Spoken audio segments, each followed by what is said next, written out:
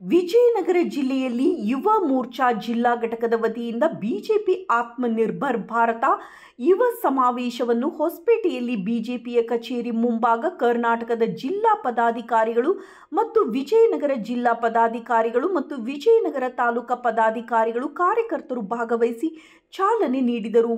ವರದಿ H Pampapati. Local ಸ್ಥಳೀಯ ಉತ್ಪನ್ನಗಳನ್ನ ನೀವು ಅಂತಾರಾಷ್ಟ್ರೀಯ ಮಟ್ಟಕ್ಕೆ ನೀವು ಬ್ರ್ಯಾಂಡ್ ಮಾಡ್ರಿ ಅಂತ ಹೇಳಿದ್ರು. ನಾವೇನ್ ಮಾಡ್ತಾ ಇದ್ದೀವಿ? ನಮ್ಗಿನ್ನೂ ಆ ಬಗ್ಗೆ ಒಳಗೆ ಹೋಗ್ತಾ ಇಲ್ಲ. ನಮ್ಗಿನ್ನೂ ಹೋಗ್ತಾ ಇಲ್ಲ. ಯಾಕಂದ್ರೆ ನಾವು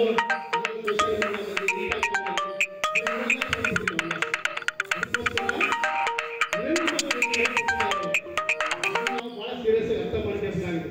ವಿಶೇಷವಾಗಿ ಸಂದರ್ಭದಲ್ಲಿ ಆಗಿದೆ. ನಂತರ ಎರಡನೇ ಸಂದರ್ಭದಲ್ಲಿ ಆಗ ಮಾತ್ರ ಹೇಳ್ತಾ ಮತ್ತೆ ನಾನು ಬಿಟ್ಟೆ ಏನು ಯಾವ ಸಂದರ್ಭದಲ್ಲಿ ನಾವು ನಮ್ಮ ಮಾಸ್ಕ್ ಅನ್ನ PPE ಕಿಟ್ ಅನ್ನು ಕೂಡ ನಮ್ಮಲ್ಲಿ ಸ್ವಂತ ದೇಹಗಳನ್ನು ಹಾಕ್ತಿಲ್ಲ. ಅವಾಗಿಂದ ಶುರು ಮಾಡಿ ಅವಾಗ ಪ್ಲಾನ್ ಮಾಡಿದ್ರು. ನಮ್ಮ ದೇಶದಲ್ಲಿ ಉತ್ಪನ್ನ ಆಗಬೇಕಂತ ಶುರು ಮಾಡಿದಾಗ ಕೇವಲ 4 ತಿಂಗಳಲ್ಲಿ ಮುಂದಿನ 4 ತಿಂಗಳಲ್ಲಿ ನಮ್ಮ ದೇಶಕ್ಕೆ ಭಾರತದ ಯುವ ಸಮಾವೇಶದ ಜ್ಯೋತಿ ವಿಜಯನಗರ ಜಿಲ್ಲೆಯಲ್ಲಿ ಮುಳುಗ್ತಾ ಇದೆ.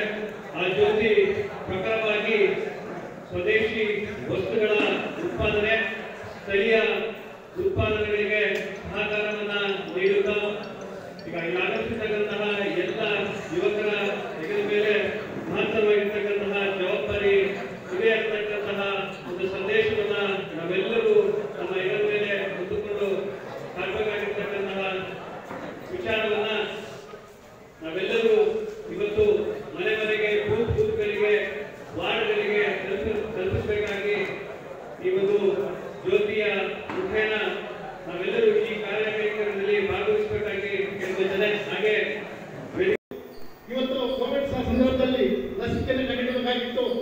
ಹಿಂದಿನ ಸರ್ಕಾರಗಳು ಹಿಂದಿನ ನಾಯಕರಾಗಿದ್ರೆ ಬೇರೆ ಅಮೆರಿಕದವ್ರು ಯಾವಾಗ ರೆಡಿ ಮಾಡ್ತಾರೆ, ಚೀನಾದವ್ರು ಯಾವಾಗ ರೆಡಿ ಮಾಡ್ತಾರೆ, ರಷ್ಯಾದವ್ರು ಯಾವಾಗ ರೆಡಿ ಮಾಡ್ತಾರೆ ಕಾಯ್ತಾ ಇದ್ರು.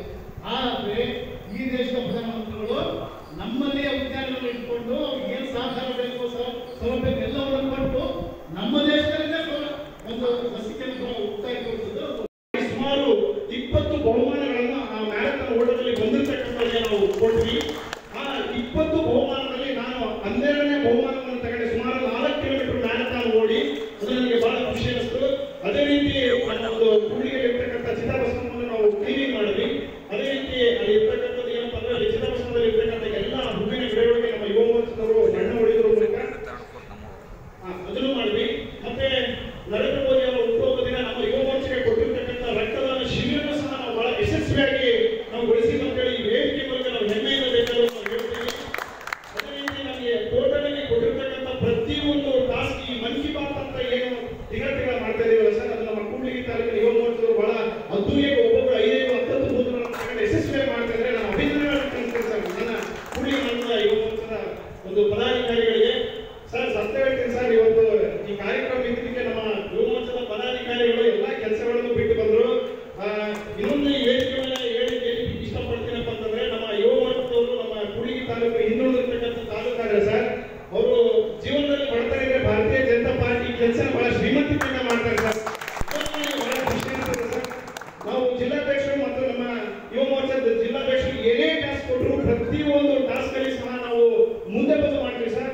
ಮೊನ್ನೆ ಒಂದು ಮೆಕ್ಕೆಜೋಳದ ಬೆಂಬಲ ಬೆಲೆಯನ್ನು ಕಾಂಗ್ರೆಸ್ ಸರ್ಕಾರ ಕೊಡಬೇಕಂತಂದಾಗ ಅಲ್ಲಿ ನಮ್ಮ ಯುವ ಮೋರ್ಚಾದವರು ಉತ್ತಮವಾಗಿರ್ತಕ್ಕಂಥ ಭಾಷಣಗಳನ್ನು ಮಾಡಿ ಕಾಂಗ್ರೆಸ್ ಸರ್ಕಾರಕ್ಕೆ ಆವಾಜ್ ಆಗಿರ್ತಕ್ಕಂಥ ತಾಕತ್ತು ನಮ್ಮ ಉತ್ತರಲ್ಲಿದೆ ಸರ್.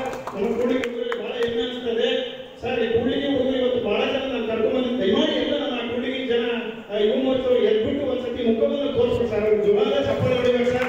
ಇವತ್ತು ಬಹಳ ಕಷ್ಟಪಟ್ಟು ದಿನ ಕೂಡ್ಲಿಗಿ ಹೋಗ್ಬೇಕಂತ ಕೂಡ್ಲಿಯನ್ನು ಬಿಟ್ಟು ನಮ್ಮ ಒಂದು ಆತ್ಮನಿರ್ಭರ ಭಾರತದ ಒಂದು ಕೆಲಸವನ್ನು